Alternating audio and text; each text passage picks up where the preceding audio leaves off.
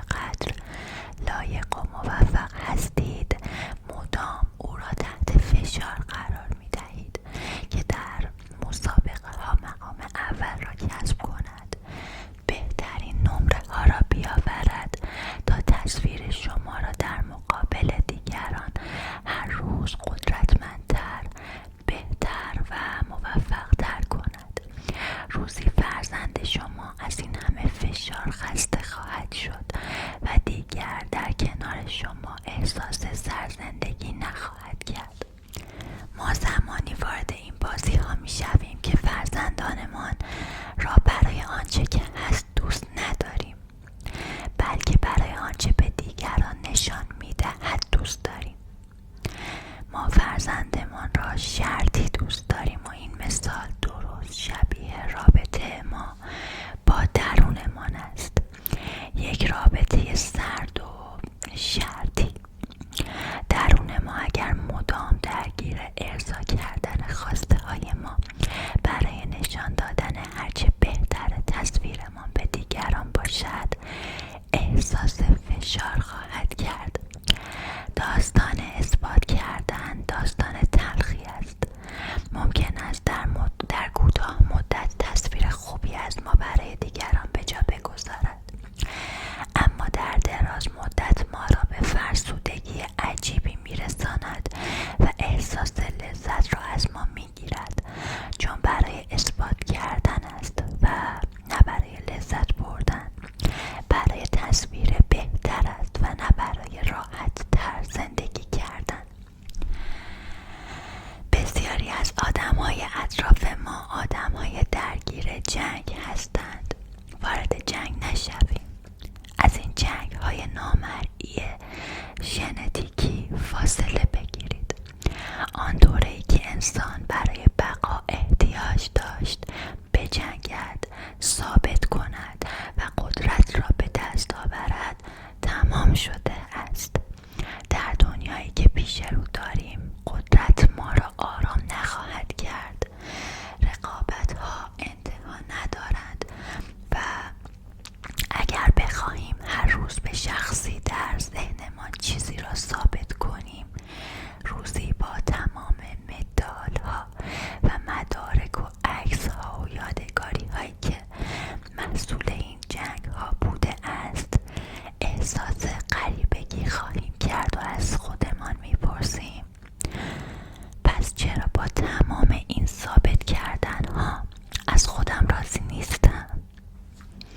2. اجازه دهیم آدم ها با برداشت های شخصی خودشان جلو بروند و سعی نکنیم تفسیرشان را تغییر دهیم. کسی که مدت طولانی رفتارها و حرفهای شما را تحریف می کند و تفسیرهای شخصیش بسیار با دنیای شما تفاوت دارد، یعنی شما را آنطور که هستید نمی بیند.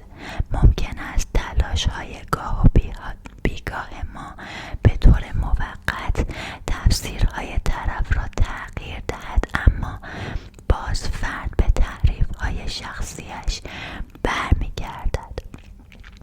برای رابطه‌ای که مدتها دستخوش تحریف شده است،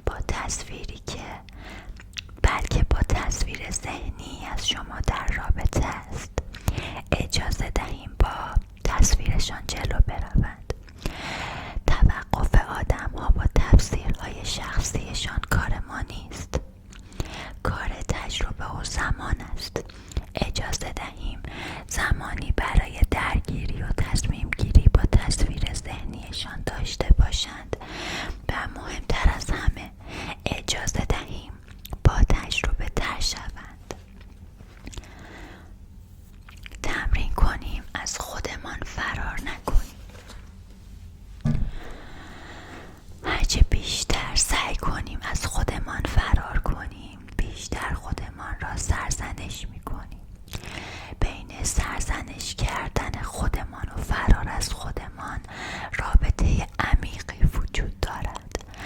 در درون ما بخش‌هایی وجود دارد که شاید نخواهیم آنها را بپذیریم و یا قبول کنیم.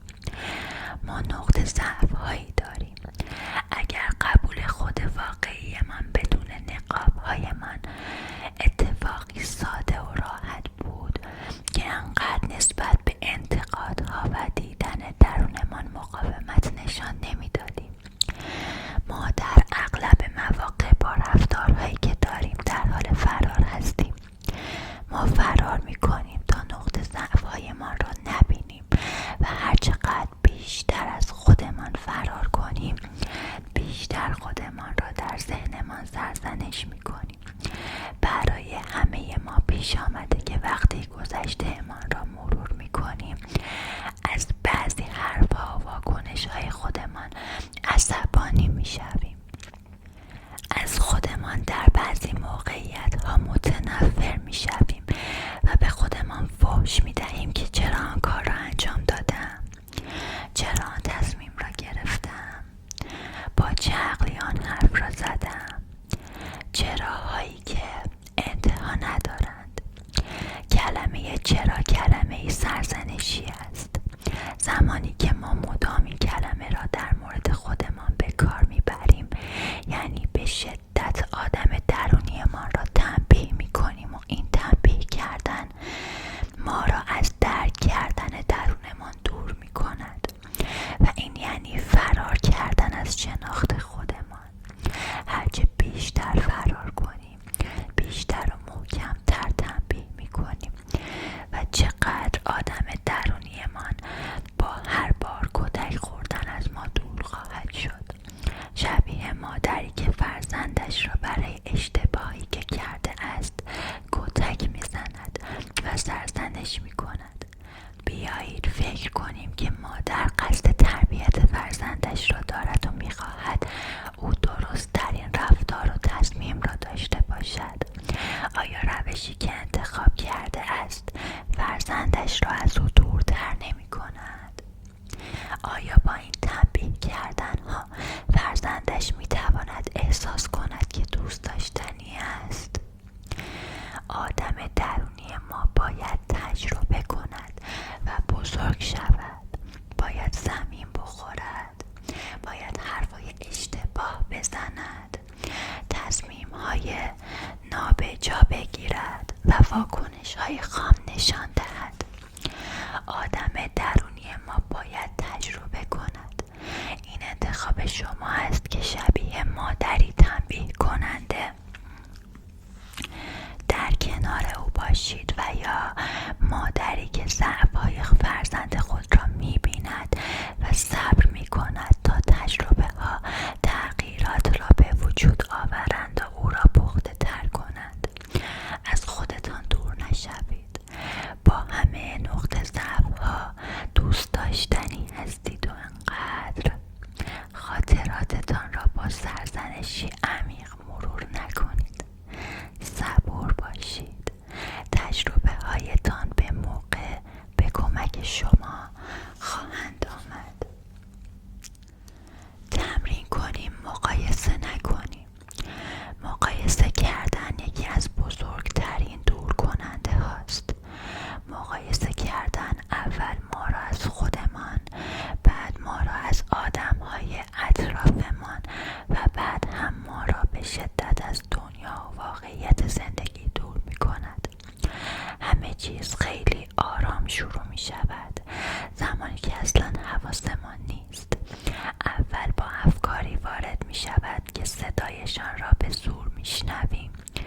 جایی در درون ذهن ما کسی نجوا می کند. این شروع مقایسه خودمان با آدم های دیگر است. شروع دیدن داشته های دیگر و نداشته های خودمان. شروع دور شدن از دوست داشتن خود درونیمان، خود واقعیمان. اینجاست که یاد میگیریم خودمان را شرطی دوست داشته باشیم. دیگر نمیتوانیم خود واقعیمان را ببینیم که بدون هیچ تلاشی زیباست و شبیه